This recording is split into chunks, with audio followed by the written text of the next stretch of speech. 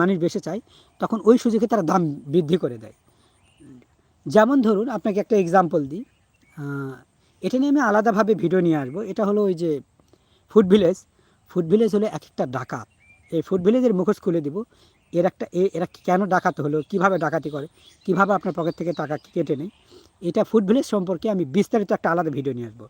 কারণ এদের মুখোশ যদি আমি না খুলে দিই, তাহলে খুব তাড়াতাড়ি বাংলাদেশের মানুষ ফকির হয়ে যাবে, বিপদে পড়বে।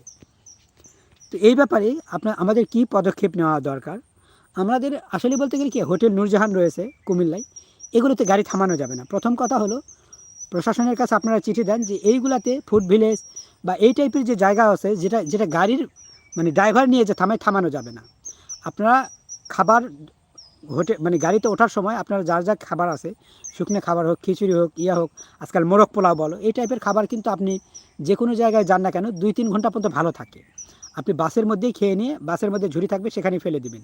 কি আপনারা হোটেলের এই যে 25 মিনিট একটা টাইম দেয়, বিরতি দেয়, বা 20 মিনিট একটা বিরতি দেয়,